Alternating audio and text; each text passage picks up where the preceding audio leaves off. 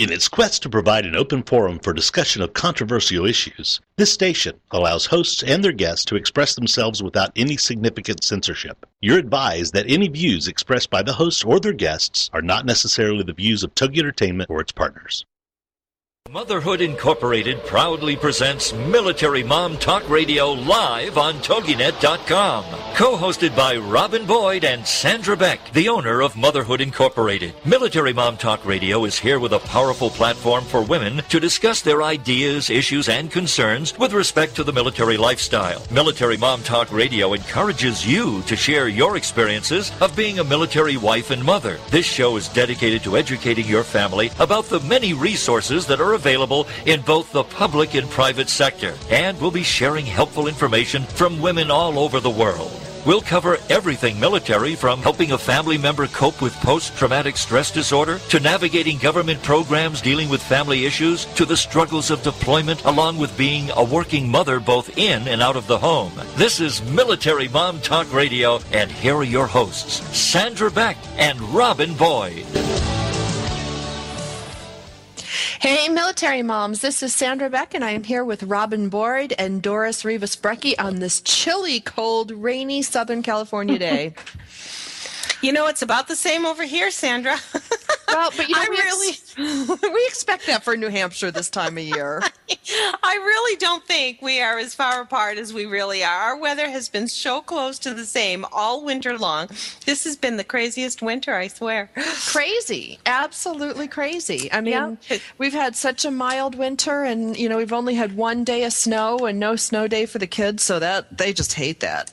Oh, gosh. Well, we've had so little snow. We had that freak storm in October, right around Halloween, and we've had mild, crazy, it's like April, it's like the end of March, beginning of April. We've had some chilly nights the last few nights, but I guess our ski country is still going strong. It's been cold enough up there that they're able to make their snow, and that's the big destination. We invite everybody to come play in New Hampshire.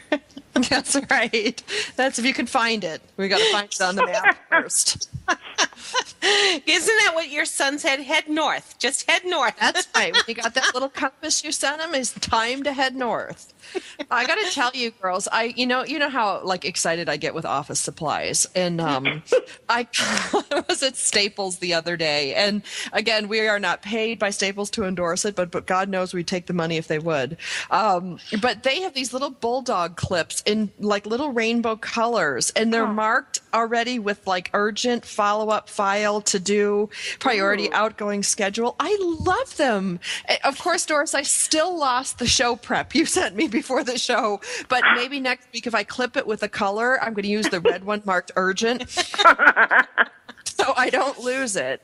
And we want to send a shout out to Rick Swanson, who's home sick today. He was not here to hand me my stuff before the show, so that's, organization is just not my strong point. I'm a color coder. If you could see my desk, everything is in a color-coded folder. So if it has to do with one thing, it's all in one color, and everything, of course, for motherhood is pink. Yay! Of course. Everything for harvesting happiness is teal. We've got to have that. But yeah.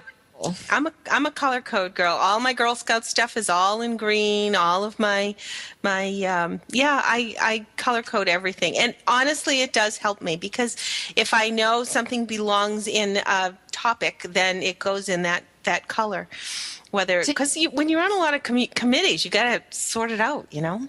Well, see, and that's the thing. You were smart about it. I was not. I thought, I got such a kick out of these notebooks. I bought all these white ones, and so I call my skinny black guys.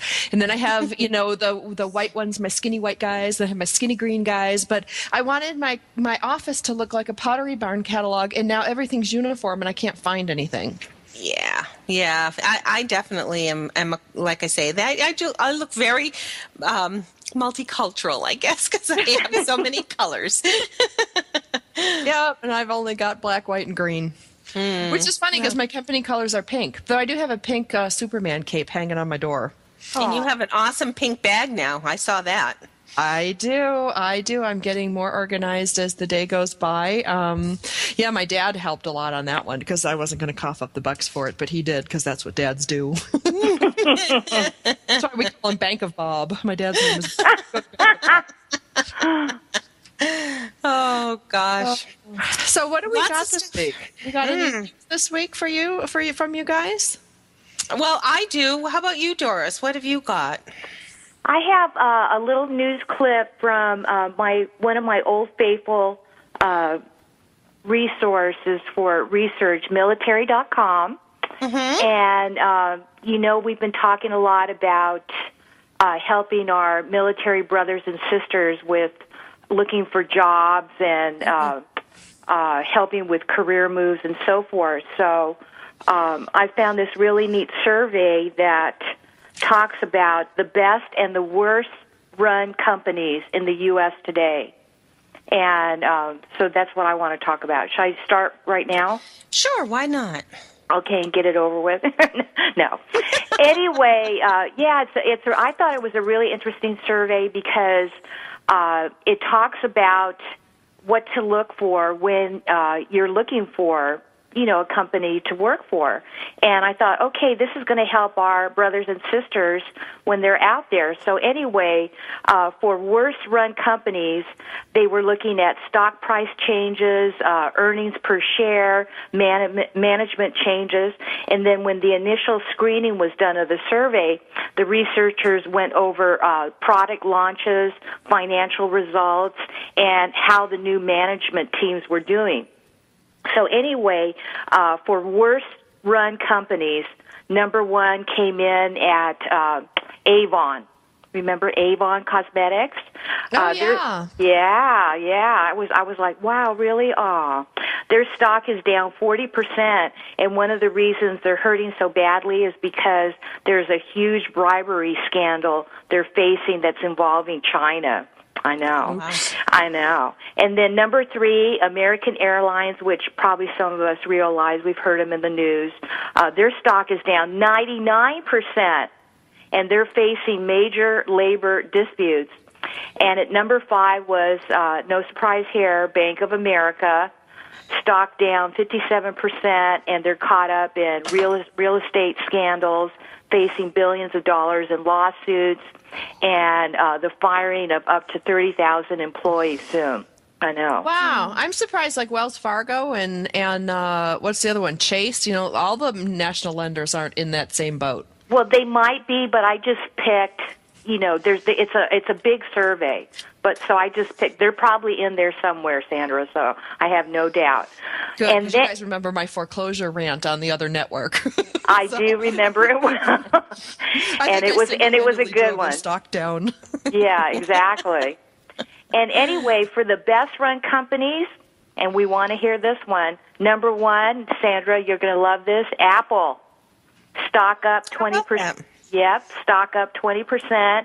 Even though the company is going through some transition because of the death of Steve Jobs, their sales are extremely high because of the iPhone 4S, and the company should continue being the highest valued public company in the country.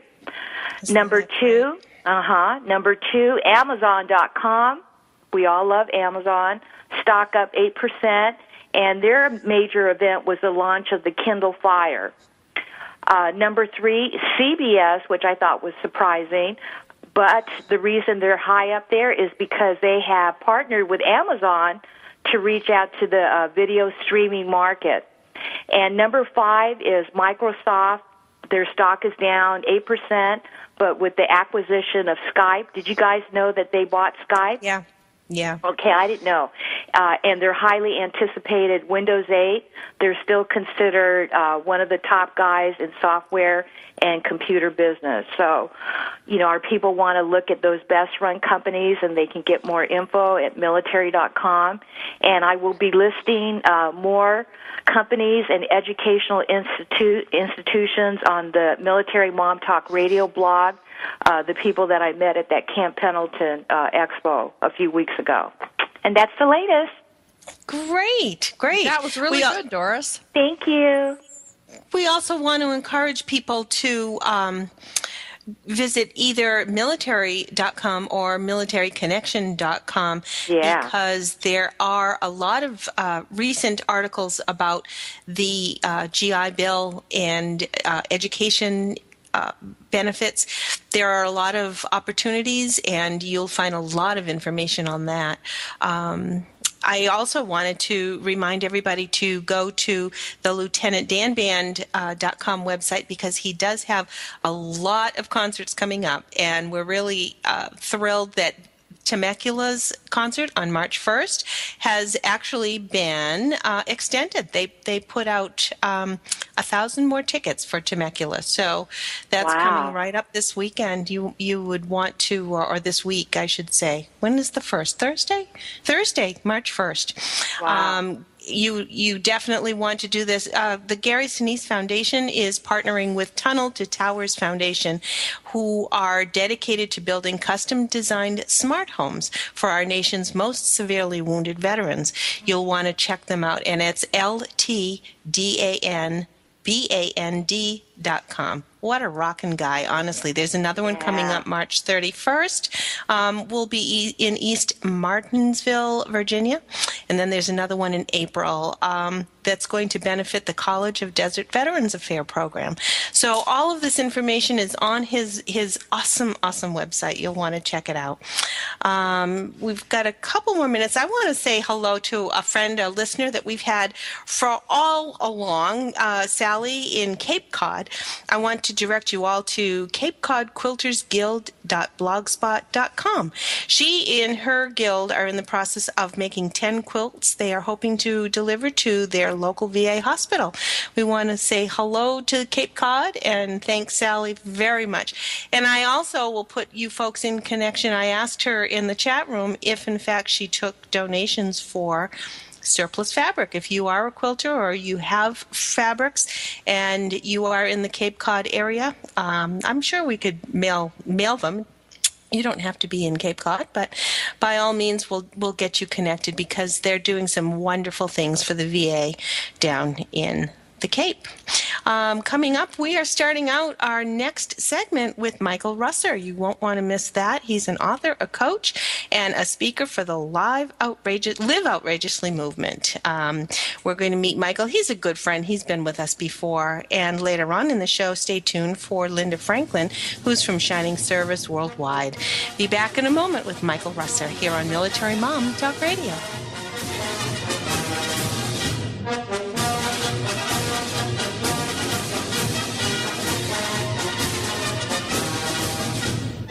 Are you a military mom looking for help in dealing with the system? Keeping the home fires burning? Well, that's what we're here for. It's Military Mom Talk Radio with Sandra Beck and Robin Boyd. And we'll be right back after these. Join us for Self-Aid Success Stories with Helen Wu. Wednesday nights at 10, 9 Central on TogiNet.com.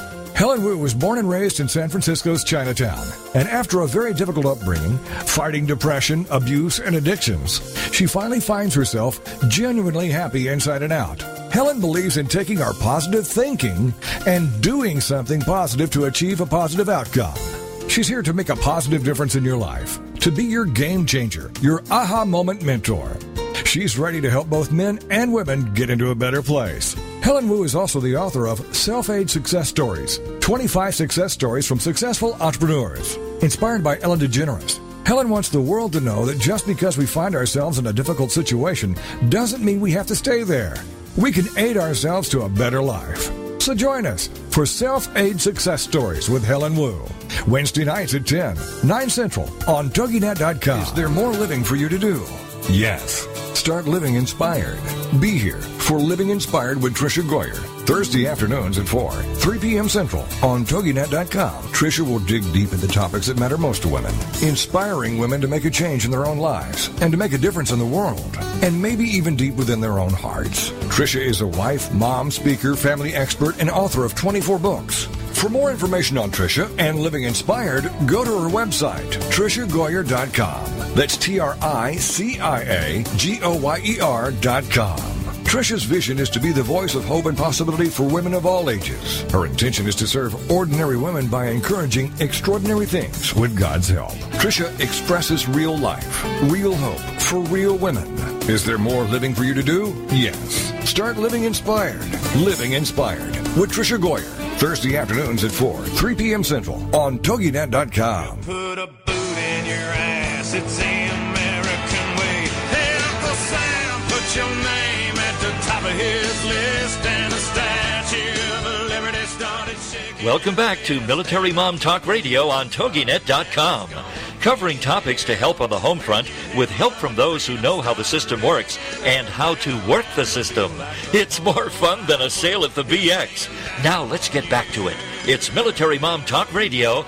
Here again are your hosts, Sandra Beck and Robin Boyd. Hey, military moms, this is Sandra Beck and Robin Boyd with our News You Can Use expert, Doris Rivas-Brecky, and we've got some great guests today. We have Michael Russer. You guys might remember him from our Go Army Homes segments about PCS moves and change of duty stations. He's going to talk to us today about his Live Outrageously movement. Then we're going to go on in our next segment to talk to Linda Franklin. She's got some great news from Shining Service Worldwide. Really exciting things going on there. And then we're going to round out the hour with Randy Mixter. And he is just, he's just such a great author, and he's got a lot of buzz around his new book, Letters From Long Binh, Memoirs of a Military Policeman in Vietnam. So we've just got a great show today, guys. Awesome show. Awesome show. So let's bring Michael Russer on. Michael, are you with us? All right, I'm here. How you doing, Sandra and Robin? Hi, Michael. Boy, I'm telling you, I'm all excited because, well, I just am. Well, you know what? Enthusiasm is good. Actually, enthusiasm is great when it comes to talk radio. And one of the things that we have been talking a lot about is the military transitions that are coming up. And, you know, change is such a big part of military life. You know, we have to change everything when people go on deployment, when they come home. We change duty stations. Change is just such a big part of military life. And what I find, Robin and Doris, interesting, when I look at a lot of the military stuff that comes out for the families and for the service members, there's not a lot about how to manage transitions and dealing with change within yourself. You know, because we're looking at all these changes happening in Iraq and Afghanistan. We're going to be bringing people home. We're going to be downsizing troops according to the local media. And that means a lot of families are going to be leaving military life and transitioning into civilian life. And that's why I brought Michael on today, because he is probably the one I would go to most to talk about, you know, how your attitude can help you either manage change, manage your transition, or even hurt you. Michael, I'd like you to share some of your thoughts on that. Absolutely, and to borrow or steal from somebody else whose shoulders I'm standing on right now, I just can't remember their name. Your attitude determines your altitude. I wish I had thought of that, but I didn't. I have to be honest. But it's so true, and you know you can approach change and transition, especially those things that are imposed on you, which are the kind that most of us don't like so much. Now, if we're imposing the change, that's a little bit easier to take. But if it's imposed on us, like so many of your listeners, then your attitude is everything. Now, you can have a victim attitude, and it's like, oh, woe is me, and oh, gosh, this is hard, and oh, what are we going to do? And I'll leave it to everybody who's listening to figure out how far that's going to get you. Or you can take the attitude that, okay, it's here. Now, we can't do anything about the fact that it's here, but we can sure do something about how we react to it. And that's where the power of change comes in, because you now have the power to turn change into an incredible opportunity. And because here's the thing, Sandra and Robin and Doris, is that You say I'm the one you come to if you want to know about change and attitude towards change, and as you well know, Sandra, I've gone through a lot of change myself, and actually many times throughout my life, and I always look at it as an opportunity, because here's the thing. When you go through change, you're going to be exposed to possibilities and opportunities you didn't even know existed. Right. And the main thing is to be awake and open to it. But if you go into it with kind of a woe is me victim mentality, you're shut down. You won't see them. So the key here is to be wide open, see every pile of you-know-what is an opportunity to find a pony in it, if you get my drift. Wow. Right on. Well, and I think, Michael, one of the things you said to me that was so important, and then you said it on the air today too, is, going from like that victim mentality to like empowerment mentality. Because I think, when change hits us at first, you're like, oh crap, like now what do I do? And you have that like momentary freak out and panic attack. Doris, you've been there. Robin, you've been there. I know I've been there a lot. Yep. But the faster you kind of wrap that up in a little box and put it on a shelf and go, okay, the freak out's not helping me. Right. I need to figure out what to do. A lot of that is kind of managing your mind and managing your attitude. Doris, how did you do that when you had the change with your foreclosure on your home and the time that you had to get out? I watched you go from, kind of victim to ball-busting Army girl to get yourself out of that house in 2 days. I mean, you had such a quick turnaround. Well, you just said it so perfectly, Sandra, but you're right. Once I realized that the victim thing wasn't going to help, I just immediately started praying, because I'm a big, spiritual person. And fortunately, I had you close by, and you kind of slapped me around and said, okay, you got to do what you got to do, so just get to it. And I think I called you a serial killer, too. You did? I wasn't going to say that, but yes, you did. But I was very, very fortunate to have you close by. There you go. And having people around you to help you get through these things is so important. And Michael, how would you, with respect to the military lifestyle, with respect to friends and creating new friends throughout change, what tips do you have to kind of break down and break through our transitional moments? Well, breakdown, breakthrough is a great phrase, because really in every breakdown there's the seeds of a breakthrough. And the first things you want to do is, once you get out of the victim mentality, then you start thinking, okay, you start assessing what are the unique talents, experiences,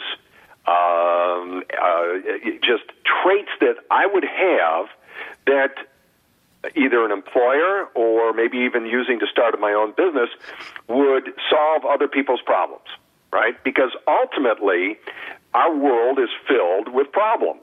And if you can objectively assess what unique traits and experiences and attitudes you have that can solve these problems. It can be a problem for an employer you want to get a job with. It can be starting your own business that obviously offers a solution that people are going to want to exchange their money for. If you look at it from that standpoint and do an honest assessment, then you're going to start seeing the possibilities that are available to you. And here's the other thing that I find a lot of people run into, and this is the brick wall of, oh yeah, well that's not me. I mean, yeah, so and so can do that, but no, that's not me. Well, what I would suggest is start reading some books of people who have less talent and less going for them than what you do, and seeing how they overcame their adversity and turned it into an incredible success or win. And once again, this is all about attitude. That's really the rocket fuel that keeps this going. So believe me, everybody in this country, especially this country, has the opportunity to make it as far as they want to go.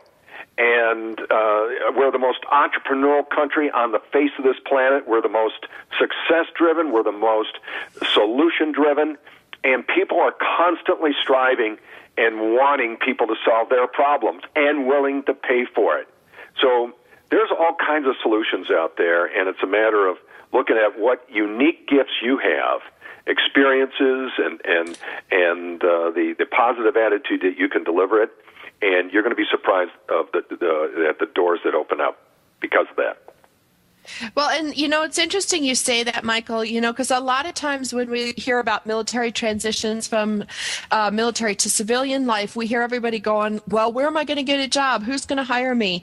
One of the things that has come across in our other shows where we talk about military hires is that great can-do attitude of our military personnel and the transitional skills that they have that makes them outstanding entrepreneurs. And that's something that when you look around and go, you know what? I don't want to relocate my family. I don't want to move again. I like this, base community that I'm in.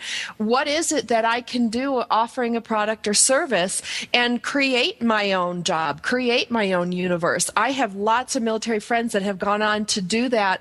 Yes, they've gone on to great corporations, big national defense contractors.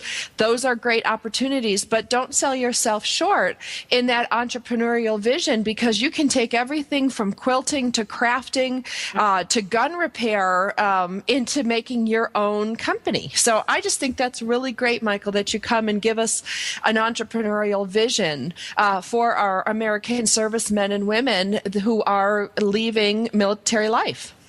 And if I might just add, Sandra, the barrier to entry, the cost to starting a business today has never been less, especially in the online world, which, as you know, is one of my specialties.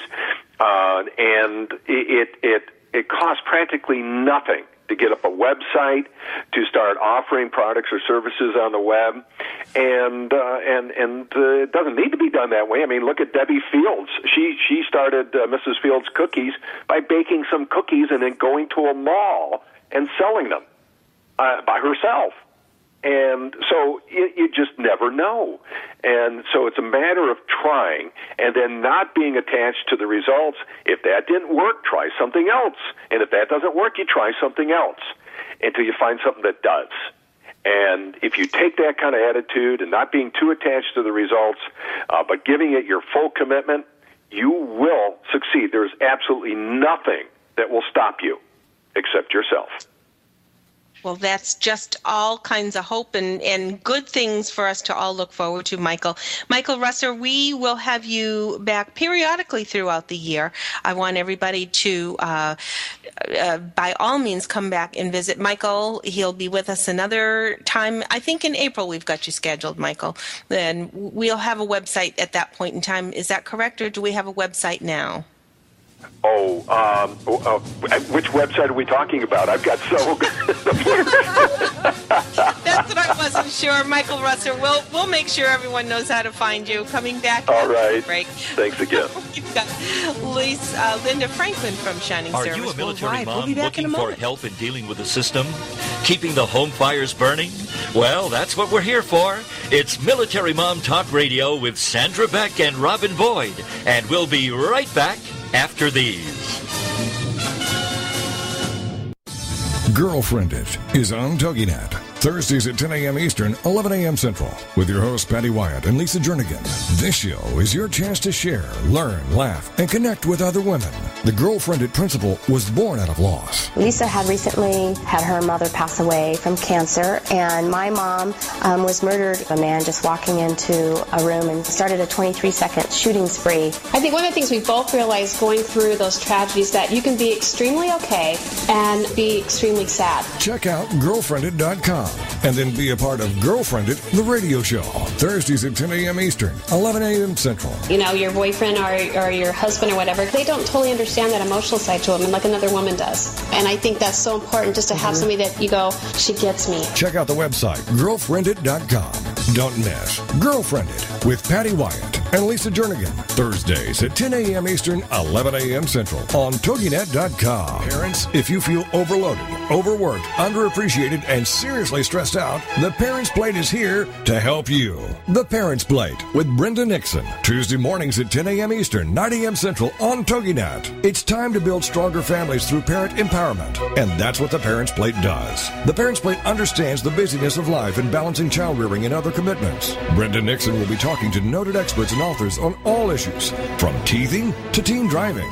Brenda Nixon is a nationally recognized speaker to parents and child care professionals and author of the award-winning The Birth to 5 book. From Fox 4 in Kansas City to schools and synagogues to businesses to bookstores, conferences to churches, audiences rave that Brenda engages, educates, and encourages. For more information on Brenda and her books, check out her website, brendanixon.com. The Parents Plate is loaded with information and affirmation. The Parents Plate with Brenda Nixon. Tuesdays at 10 a.m. Eastern, 9 a.m. Central on TogiNet.com. There ain't no doubt I love this land.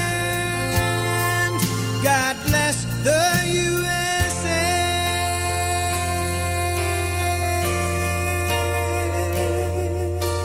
Welcome back to Military Mom Talk Radio on TogiNet.com. Covering topics to help on the home front with help from those who know how the system works and how to work the system.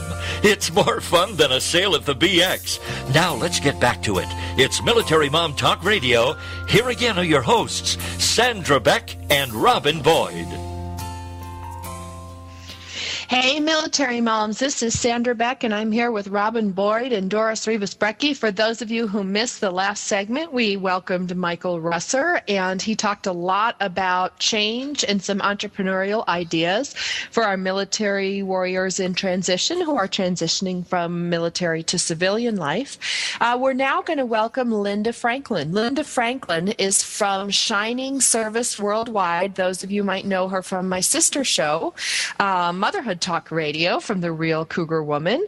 But today she's going to share us some information from her philanthropic arm, her Shining Service Worldwide, which is really an amazing, groundbreaking organization. I don't think there's anything like it on the planet today to help our female warriors in transition. Welcome, Linda. Hi, guys. How are you? I'm wonderful today. How are you? I'm great. Yeah, things are really sort of perking along. It's funny how it's crazy, and then it kind of stops, and then it gets crazy again. So we like the crazy.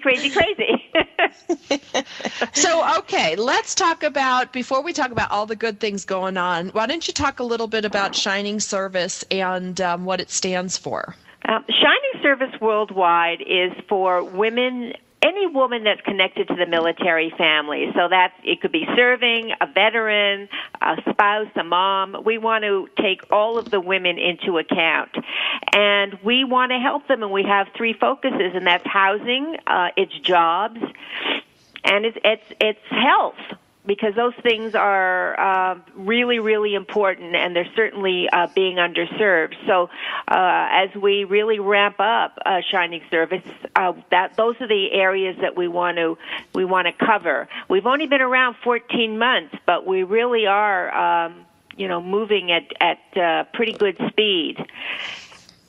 Well, Linda, it's so important because when you look at our women in the military, a full 20% of our military is comprised of women soldiers, Marine airmen, and sailors. That's 1 out of every service personnel being female, and that's an unprecedented number in American military. We've seen that in the Israeli military where women serve, but our country has not historically had that. We had, a handful of women pilots in World War II who transferred, like big B-52 kind of airplanes, and they didn't do the smaller ones. We took those apart and transported them. And of course, we had our Rosie the Riveters who came in and worked in the factories and did support in that respect. But this is the first time in history we've had this many women in the military and transitioning not only from military to civilian life, but to navigate things like PTSD and different stressors that go along with war. Absolutely, and I think now the VA is finally getting on board with some women directed programs, but it's been a long time in coming, and whatever there is available, it's never enough. You know that. So what we want to do here is kind of fill in the gaps as best we can. And, the great thing about Shining Service and working for these women is that everybody I talk to wants to help. What can I do to help you? Just tell me what you need, and we'll see if we can get it done. And, that's like, it's terrific. So you're in the right place at the right time to really make some strides. And it makes me feel really, really good.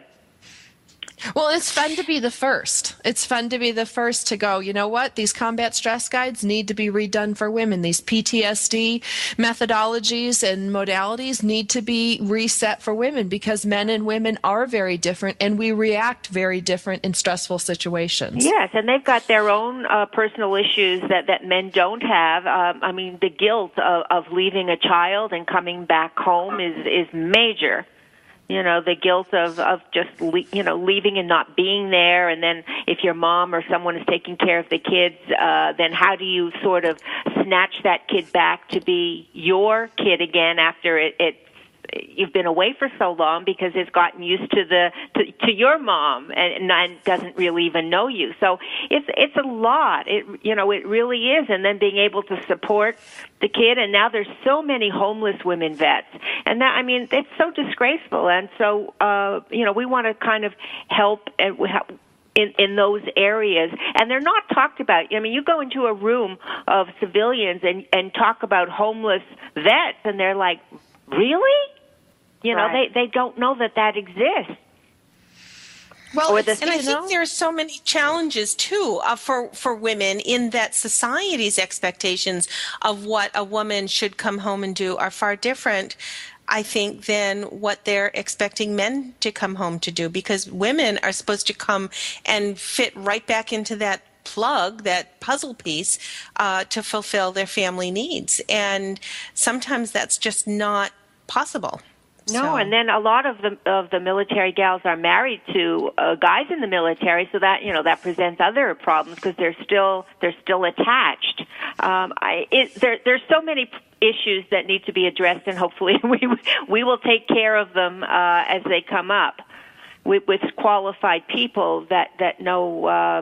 I just spoke to a woman this afternoon who's a psychologist, and she teaches psychology at one of our universities here in New York on Long Island, and she was talking about how they have groups now for group sessions for military and also privates, and they're doing it pro bono, trying to get in and help them too. I think they're with the Soldiers Project. So, Linda, you talked about, I'm sorry, go ahead. What I was going to ask, you started mentioning about women coming home and not having homes to come home to. There are many homeless women veterans. How have you come to this information, and how is Shining Service Worldwide becoming a part of that? Okay, solution? I've been lucky enough to kind of be a special project of United Veterans Beacon House, and they're here on Long Island here in New York, and they've been doing this for about 20 years, and they have 24 homes that service military vets on Long Island. And so I'm getting a lot of education and help from that organization, and we are talking now about opening a home for veteran moms and their children here in New York City. And if we do that, that might be the first home in New York City that, to accommodate, these women.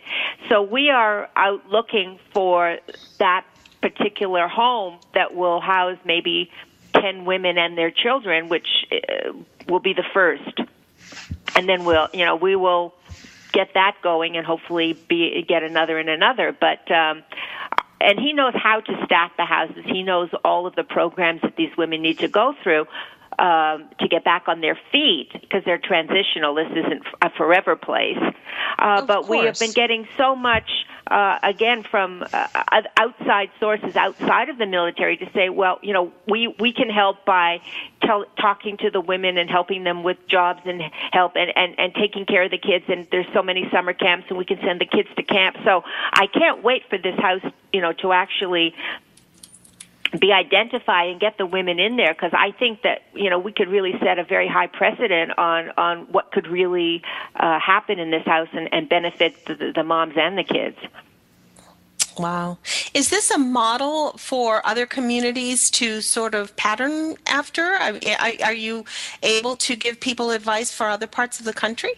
Well, right now, no. I'm trying to learn as much as I can at breakneck speed. But I'm hoping that it will be a model, and that we will certainly learn from our mistakes and pass that along. Women want to be with women. They really don't want to. This co-ed housing doesn't work. A lot of them have had unpleasant military experiences, and the last thing they want to do is be in a home that also houses men. So I think this will be the need is there. Frank at Beacon House assures me the need is huge. So we will just start to make a little dent there and learn as we go. Hey, Linda. Yeah, go ahead. Linda, Doris Rivas-Brecky here. Hi. Hi. There's a similar house that has just been established in San Diego. I learned about them when I went to a homeless veterans event this past July. Have you heard of it? I have not heard of that one in particular. I know there's something, a woman in Washington, D.C. has set up a house as well, but they're just getting started. I think they just cut the ribbon. So this one too. Yeah. I think New York has got one of because there's so many people here. We've got the largest homeless community, in the world, which is not in the country. It's not, and nothing to brag about, but the need here is unbelievable. Right. And then I've been working with Sandra with our Power of 10 life skills program that hopefully will launch in the next couple of months, and that's good. I've been telling everybody about it. People are very excited, and we're getting all of this content on all of the issues that fall under the categories of health and relationships and finance and getting jobs. Right. And then we're getting other people on board that when the women go through our 3-month program, that there's resources on the other end that they will continue that education. So, Sandra and I are very excited about it. I think it's going to be fabulous. I think we're all excited about it. This is wonderful. Yeah. Linda, where can people find more information about you? I've got about a minute before we go to break. So I never got to tell you about our Fleet Week event, but we'll do that next time. ShiningServiceWorldwide.com. Excellent. And maybe what we could do is put a little information on our blog. If you could we'll get an article up, and we'll make sure that we have Fleet Week posted terrific. on there. So our event's going to be on May 30th, and it's always a big celebration here in New York, and we are getting ours organized, and it's going to be great. Excellent. You said the date again real quick? May 30th. And May the 30th. And the money we raise there will go towards our home in New York. So it all comes around and works together. Excellent. Thanks, Linda, so much. On the other side of the break, we'll have Randy Mixter, Letters from Long Binh. We'll be back in a moment. Are you a military mom looking for help in dealing with the system? Keeping the home fires burning? Well, that's what we're here for. It's Military Mom Talk Radio with Sandra Beck and Robin Boyd. And we'll be right back after these. Have you ever wondered why America is facing such a healthcare crisis? Then join us for Dr. Peter DeVette Live every weekday at 1 p.m. Central on TogiNet.com. Doctor, give me the news. He'll answer your health care and medical questions and share with you his knowledge and opinions on topics ranging from holistic health care to spirituality and wellness. You'll find out about the roots of your healthcare challenges versus symptom management, the holistic approach, how the spirit, mind, and body connection is critical in both the development of illness and the solution to illness, how emotions are directly related to physical illness, and how to read your body like a book. Dr. DeVette will also go through your personal questions and how you can navigate through the illness maze. Supplements, medications, therapies, treatment options, surgeries, all kinds of things related to your health. Dr. Peter DeVette live every weekday at 1 p.m. Central on TogiNet.com. Is there more living for you to do? Yes. Start living inspired. Be here for Living Inspired with Tricia Goyer, Thursday afternoons at 4, 3 p.m. Central on TogiNet.com. Tricia will dig deep into topics that matter most to women, inspiring women to make a change in their own lives and to make a difference in the world, and maybe even deep within their own hearts. Tricia is a wife, mom, speaker, family expert, and author of 24 books. For more information on Tricia and Living Inspired, go to her website, TriciaGoyer.com. That's TriciaGoyer.com. Tricia's vision is to be the voice of hope and possibility for women of all ages. Her intention is to serve ordinary women by encouraging extraordinary things with God's help. Tricia expresses real life, real hope for real women. Is there more living for you to do? Yes. Start living inspired. Living Inspired with Tricia Goyer. Thursday afternoons at 4, 3 p.m. Central on TogiNet.com. Put a boot in your ass, it's the American way. Hey, Uncle Sam, put your name at the top of his list, and a statue of liberty started shaking. Welcome back to Military Mom Talk Radio on TogiNet.com. Covering topics to help on the home front with help from those who know how the system works and how to work the system. It's more fun than a sale at the BX.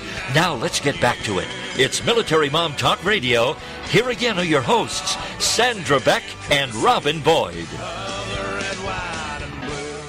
Hello, everyone. Welcome back. This is Robin Boyd here with Sandra Beck and Doris Rivas-Brecky. Another busy show here on Military Mom Talk Radio. Our first segment, if you missed it, was with Michael Russer. He is a coach, an author, and is beginning his Live Out Outrageously movement. We'll have a lot more information from Michael in the weeks to come. And then we just were chatting with Linda Franklin. We're always so delighted to have Linda with us.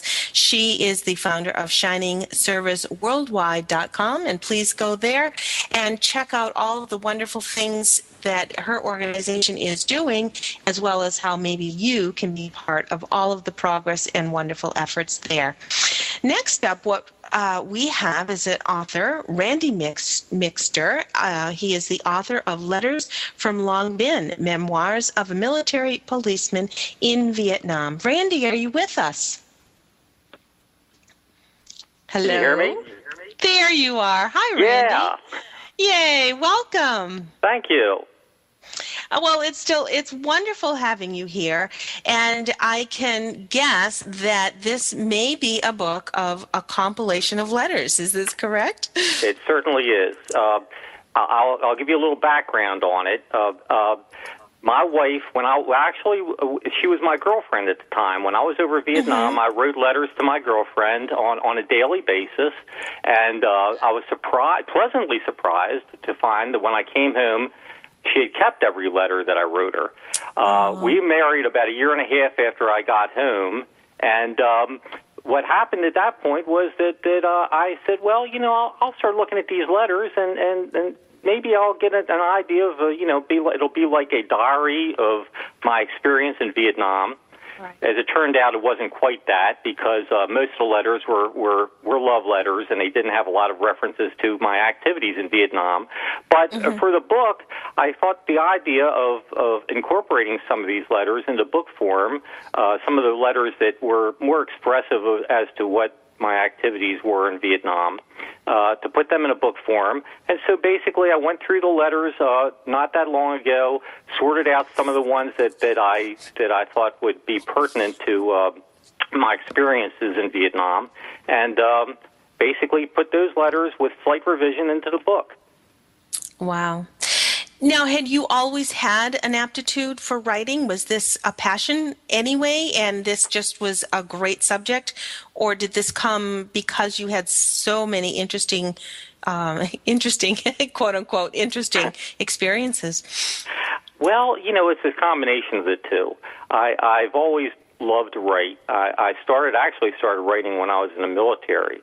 Not long after I returned from Vietnam, I was stationed at Fort Monmouth in New Jersey, and I was in the military police, so we had a lot of gate duty up there, and because of the boredom of some of the gates, a lot of us ended up writing.